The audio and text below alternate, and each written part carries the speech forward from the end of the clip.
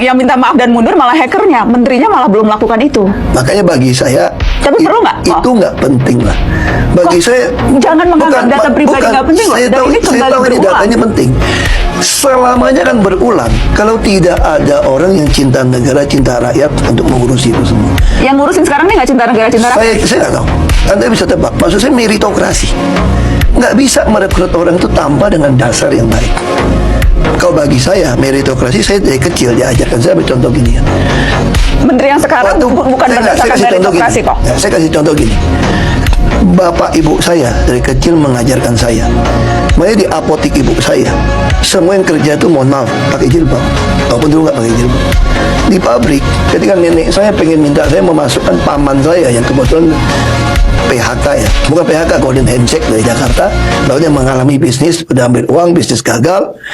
Lalu dia pengen kerja di pabrik saya. Saya panggil nenek saya punya pabrik di Belitung. Saya bilang sama nenek saya gini, akuntan saya bagaimana? Akuntansi ini karir dari bawah, Melayu Muslim. Tapi ini paman kamu. Ini paman kamu nih. Kamu bisa lebih percaya paman kamu dong. Tapi ini kan karir pet udah saya ngatur untuk orang saya. Kalau saya tiba-tiba masukin paman saya ke dalam pabrik saya, pasti semangat meritokrasi saya hancur. Kita udah untung 3 miliar lebih yang paling tinggi, teman. Tahun kemarin kita untung 4,7 miliar dolar lagi. Ya. Selamat datang kembali di channel ini yang sering disampaikan Ahok di dalam bernegara kepada para penguasa dan juga yang berada di dalam pemerintahan. Harus mereka memiliki hati yang baik, yang cinta rakyat dan cinta negara. Itu sering ya diungkapkan oleh Basuki Cahayapurnama tentang hal itu. Ya, kalau dia podcast di mana-mana diwawancarai, maka seorang pejabat harus memiliki satu niat dan memiliki satu hati untuk cinta rakyat dan cinta negara. Karena menurut Ahok, ketika seorang pejabat memiliki cinta rakyat dan cinta negara, maka dia tidak pernah melakukan sesuatu hal yang jahat.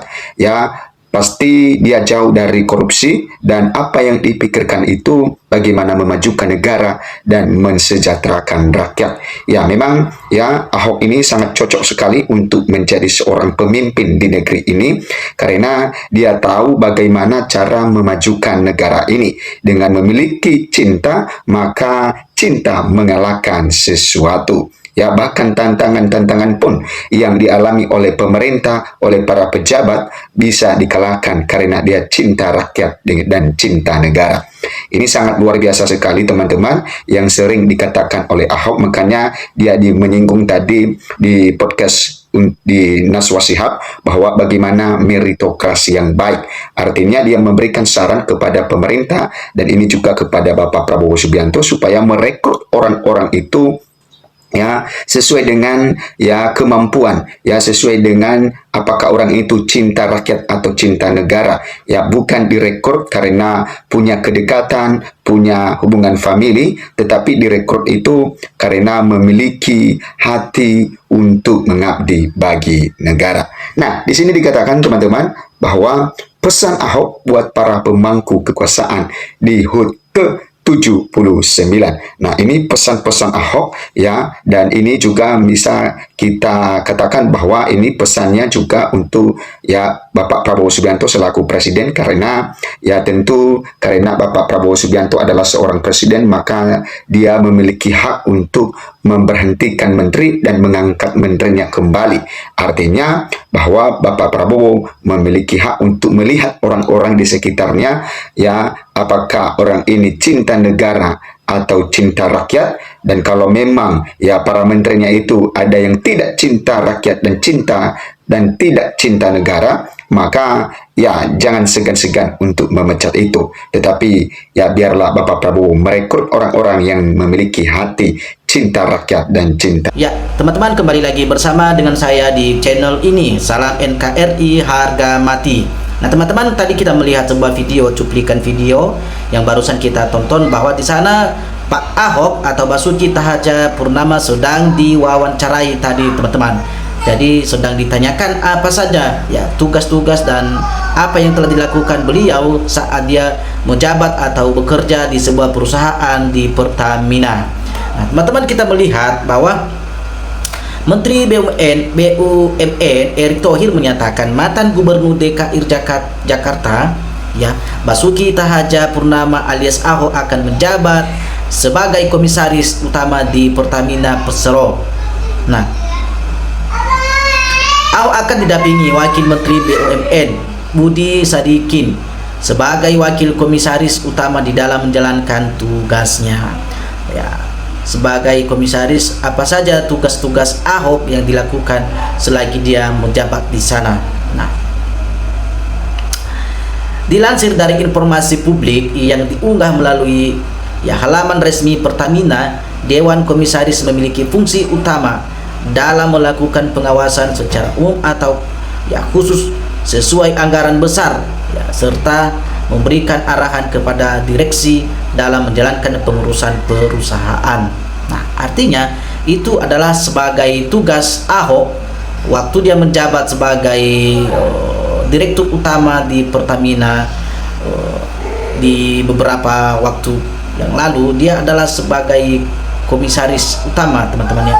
Dia salah satu tugasnya adalah memberikan arahan dan saran kepada direksi untuk menjalankan perusahaan, untuk menjalankan pengurusan perusahaan untuk lebih maju. Dewan Komisaris bertugas untuk melakukan pemantauan terhadap efektivitas pabrik good corporate governance yang ditetapkan perusahaan. Bila diperlukan dapat dilakukan penyesuaian sesuai dengan kebutuhan perusahaan. Nah, setidaknya ada 11 kewajiban Dewan Komisaris. Pertama, mengetahui ketentuan peraturan perundang-undangan anggaran dasar dan keputusan rapat umum pemegang saham RUPS. Kedua, melakukan tugas pengawasan terhadap kebijakan direksi dalam melaksanakan tugas pengurusan perseroan, termasuk melaksanakan rencana jangka panjang perusahaan, rencana kerja dan anggaran perusahaan, serta ketentuan-ketentuan anggaran dasar dan keputusan RUPS dan peraturan perundang-undangan yang berlaku. Nah, teman-teman, itulah salah satu tugas-tugas Ahok selagi waktu dia masih menjabat di Direktur Utama Pertamina. Dan selanjutnya, ketiga, Ahok juga memberikan nasihat kepada direksi dalam melaksanakan kepengurusan perseroan dan tidak dimaksudkan untuk kepentingan pihak atau golongan tertentu. Berikutnya, menyusun pembagian tugas antara anggota Dewan Komisaris. Dan yang kelima, dia meneliti dan menelah serta menandatangani rencana jangka panjang perusahaan, rencana kerja dan anggaran perusahaan yang disiapkan direksi sesuai ketentuan anggaran dasar perseroan. Keenam, menyusun program kerja tahunan Dewan Komisaris dan dimaksudkan ke dalam rencana jangka panjang perusahaan. Dan selanjutnya, meneliti dan menelah laporan berkala dan laporan bertahunan yang disiapkan direksi serta menandatangani laporan tahunan tersebut.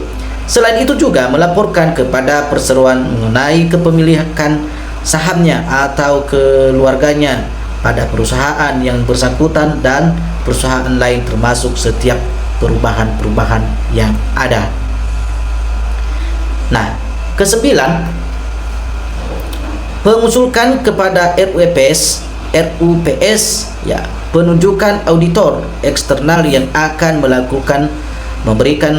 memeriksa atas buku-buku perseroan serta memantau aktivitas praktik GCGs antara lain dengan mengadakan pertemuan berkala antara Dewan Komisaris dan dengan direksi untuk membahas implementasi. Nah, terakhir teman-teman, melaksanakan kewajiban lainnya dalam rangka tugas pengawasan dan pemberian nasihat sepanjang tidak bertentangan dengan peraturan perundang-undangan anggaran dasar dan atau keputusan RUPS mengatakan, dan pemberhentian Dewan Komisaris dilaksanakan melalui RUPS dalam menjalankan tugasnya, Dewan Komisaris juga memiliki independensi serta terbebas dari kepentingan apapun.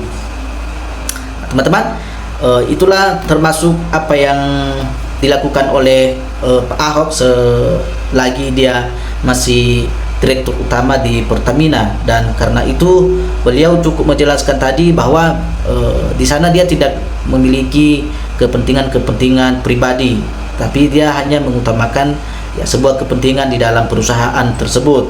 Nah, independensi itu terlihat dari kepemilikan saham ya dan rangkap jabatannya, ya, di mana tidak terdapat anggota Dewan Komisaris yang memiliki saham perusahaan dan perusahaan lain yang berhubungan dengan perusahaan serta tidak merangkap jabatan di perusahaan. Nah, teman-teman, cukup menarik apa yang dijelaskan tadi di video yang barusan kita tonton, bahwa beliau adalah sedang